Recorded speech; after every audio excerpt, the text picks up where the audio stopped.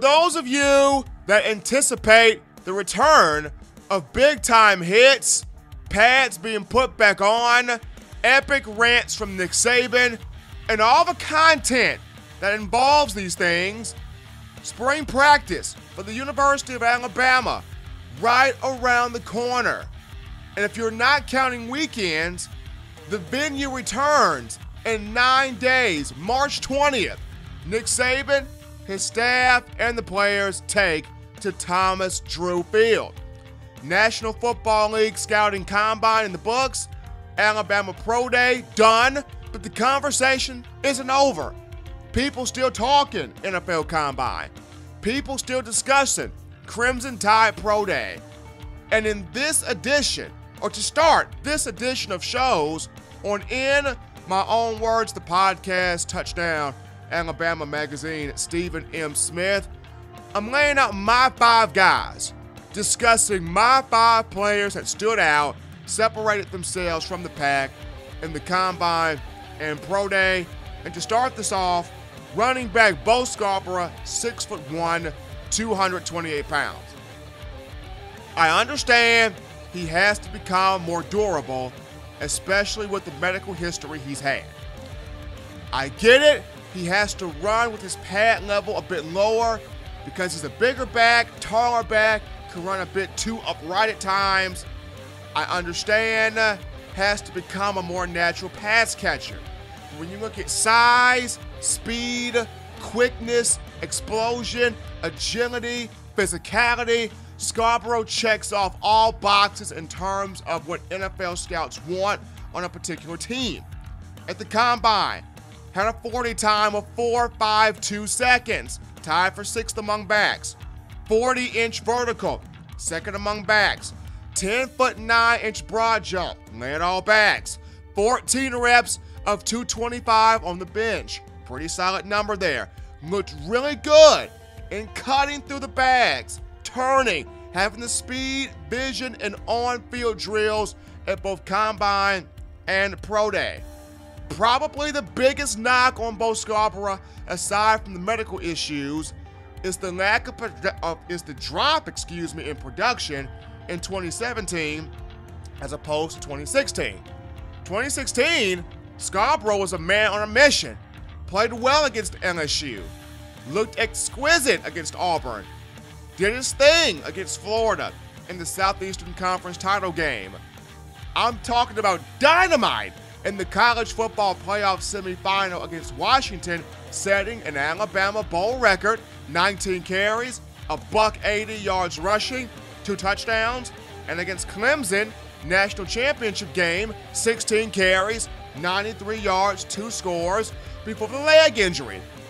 Now, of course, he rehabbed his way back from the leg injury, and everybody expected the same production in 2017, but whether it was lingering effects from him getting hurt or Damian Harris just wanting it more, Bo Scarborough productive, but you didn't see the same burst. You didn't see the same dog. You didn't see the same swagger. You didn't see the same performance, mentality. When Scarborough was in on offense last season, Bama looked stagnant. Bama looked lackadaisical. Bama regressed a bit at times on offense with Scarborough in there. Still had 124 carries, 596 yards with 8 touchdowns, but 2016, 125 carries, 812 yards, 11 scores.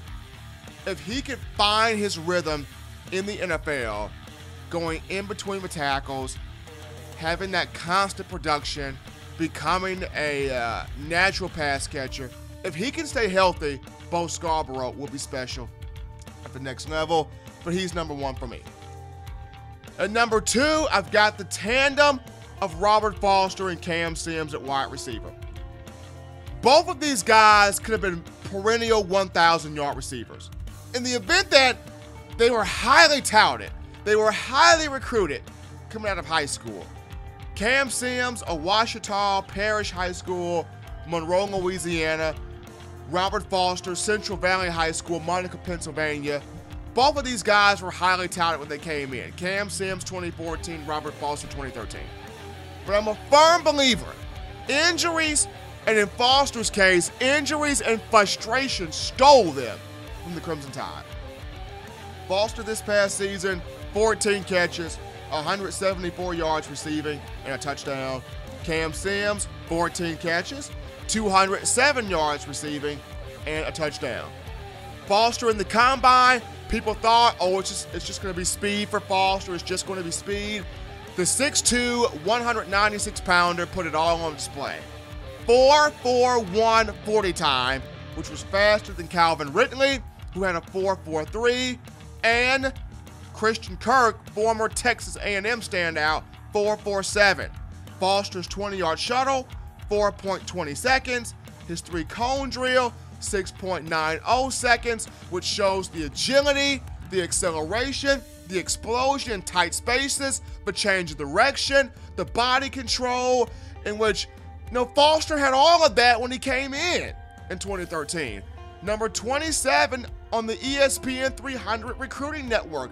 The guy was a can't-miss product. Frustration and injuries.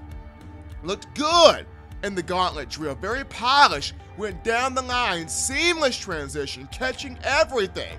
When I talk to Alabama players, trainers, guys in the program, I'm told he looks so compact.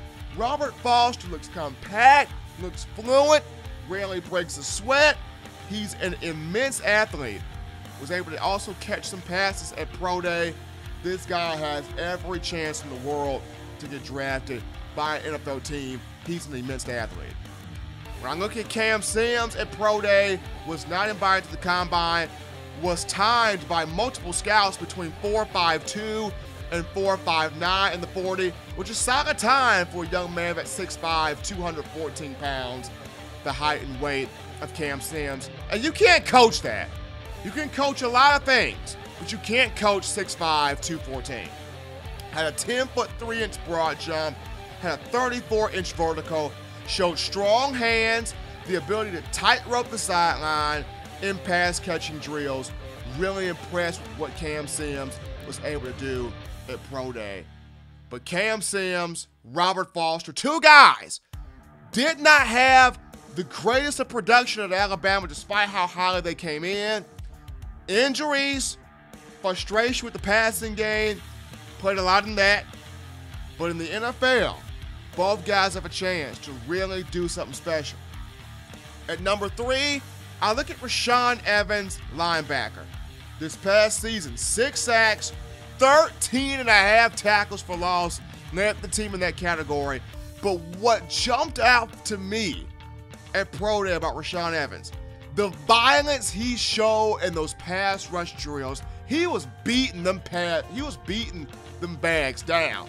The little pass rush dummies, he was knocking them things over with violence, with ferocity, the hand strike, the quickness with his feet, the ability to turn, boom, swat, bam, get through all of those drills. DeShawn Evans, the hand placement, the footwork, the violence, just the sure workmanship he showed at Pro Day. NFL scouts were just drooling.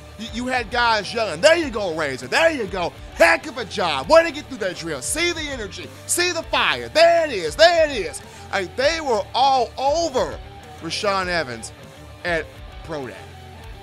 No doubt in my mind, this man's a first-round pick. Mike Vrabel, the newly hired coach for the Tennessee Titans, could not keep his eyes off of DeShawn Evans. I watched Mike Vrabel of the Titans and Mike Tomlin of the Steelers. I watched their eyes. They stayed on DeShawn Evans. There was a scout from the Pittsburgh Steelers that worked out DeShawn in high pointing the ball, in lateral movements, following the football, stayed with DeShawn Evans. And with the Steelers losing James Harrison, or the Steelers cutting James Harrison, and he went to the New England Patriots, and then also Ryan Shazier, who will not play next year at linebacker due to an injury he suffered this past season, young man out of Ohio State University. DeShawn Evans would not be surprised if either the Steelers draft him or the Titans draft him, but they were looking at him hard. I got a chance to speak with Rashaan Evans on Wednesday after the pro day session ended, and he just talked about how 25 teams, he's met with them, he's meeting with a couple of more guys. The teams really like what he did. Everybody, he just told me everybody's looking at me. Everybody, Steve, is looking at me. And why would you not want a guy that can bend, move, attack the edge, get to the quarterback, stop the run, and someone like Rashaan Evans? Once again, folks, this will be a first-round pick. Number 4, and a guy that stepped up, separated himself in the combine and pro day, Tony Brown. Brown is an athlete. I understand underwhelming career, attitude, character issues got in the way at times, was in Saban's doghouse, quote unquote, during the majority of his tenure at Alabama. But Tony Brown, probably the most emotionally invested player to ever come through the capstone. A guy that wants it so bad. He wants to be the best so bad. I understand there are moments where you can't quite make out what he's trying to say in interviews, but when he was able to be on the field, you saw on special teams, you saw in moments in the secondary why he was a 5-star prospect when he came in 2014 out of Osden High School in Beaumont, Texas. You saw why a lot of people were very high on him. Immensely fast guy with a 4.35 40 time, which was 3rd among defensive backs, 3rd fastest in the whole combine. 14 reps of 225 on the bench. You see the hips, you see the ball skills, you see all of this in gauntlet drills at the combine and gauntlet drills at pro day. A scout from the Washington Redskins was eyeballing Tony Brown the whole time. Work with Tony Brown and tracking the ball and high pointing the ball. I think he dropped maybe one ball at pro day, and that was because the scout threw it a bit too low, and Brown goes low, grabs it, tries to control it to the ground, and it popped out at the end. But Tony Brown caught everything thrown his way, high pointing everything thrown his way. And when you look at the Washington Redskins, D'Angelo Hall retired. It traded Kendall Fuller to the Kansas City Chiefs. It's Tony Brown right there. Could be a definite possibility for Washington, but also just any NFL team in need for a physical outside freak of nature cornerback or a nickelback for that being. Guys, a gorilla in the weight room, speed to burn, can track the football. If he can just keep his attitude in line, it's the biggest thing with Tony Brown. If the attitude and the character stays in line, the guy is just incredible. And then last but not least here, at number 5, DeShawn Hand, defensive end, 297 pounds.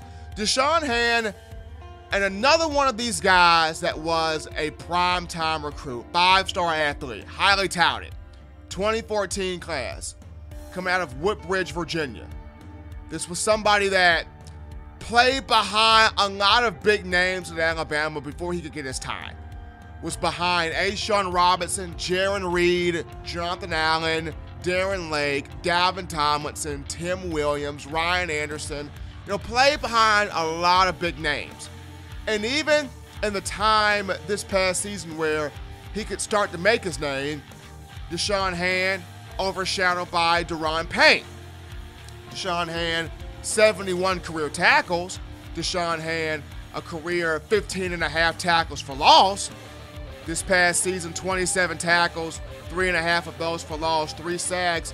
Did suffer a medial collateral ligament injury to his knee, but for what it's worth, a solid rotational player. Hand at 297 pounds, 6'4", 4.8 340 time. So he's got some quickness. He's got some quick twitch ability. Hand 28 reps of 225 on the bench. Did show a lot of violence and explosion in pass rush drills at pro day. I mean, the self-same scout that was giving kudos to Rashaan Evans kept telling DeShawn Hand, more power, good speed. Way to knock that bag down. Don't worry about that towel. Whip around. There you go. Kept encouraging DeShawn Hand. You see the footwork, you see the ability there. I think for DeShawn Hand, can he be able to go in and be a day one starter? All Alabama players did well at Pro Day and the Combine. It's just for some of these guys, can they come in and immediately be day one starters? You know what you're going to get from Minkah Fitzpatrick, from Daron Payne, from Rashaan Evans, from guys like Ronnie Harrison, Calvin Ridley. You know what you're going to get from those guys because they showed it time and time again at Alabama, and the tape is there. You know what you're going to get.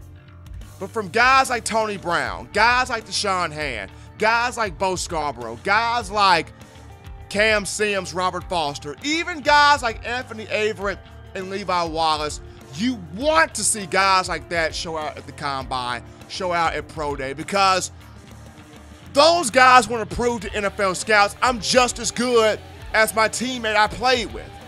I'm just as good because I came from the same coach, I came from the same system, I came from the same mode, though I may not have much tape as a Calvin Ridley may have. Robert Foster and Cam Sims want to show, hey, I can ball too.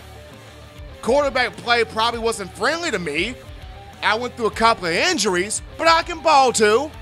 I mean, as good as Daron Payne is, and he is, DeShawn Hand wants to say, hey, I'm 6'4", 297. I was a former 5-star. I can ball myself. You look at, Damian Harris, good, but Bo Scarborough wants to show, hey, I'm good. I was a 5-star. I'm coming out, NFL draft, and I want teams to know I can be healthy, I can be durable, I can be an all-around 3-down, every down back. Tony Brown, same thing. Running through my 5 guys once again. But I felt like stood out at the Combine and Pro Day. Bo Scarborough at running back. The tandem of Cam Sims, Robert Foster at wide receiver, putting them both at number 2. At number 3, Rashaan Evans at linebacker. Number 4, Tony Brown, defensive back. Number 5, DeShawn Hand, defensive end. This takes us to our first break on In At My Own Words, the podcast. When we return, we dive into Butch Jones and graduate transfer Gardner Minshew, who's coming into the University of Alabama in May. Jones was at Alabama's Pro Day donning full-on Alabama gear. What does Butch Jones bring to the Crimson Tide? Or is this a situation of what does Alabama, or what can Alabama do for Butch Jones? And what does Gardner Minshew bring to the team? All of this and more coming up on the other side of the break. You're listening to In My Own Words. Don't touch that dial. We'll be right back.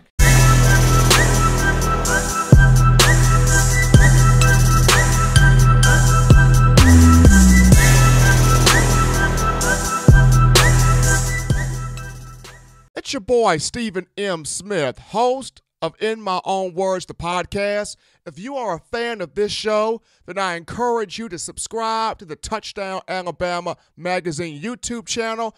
Also follow the brand on Facebook, Twitter, and other forms of social media as we continue to bring you the best in Alabama football and Crimson Tide athletics.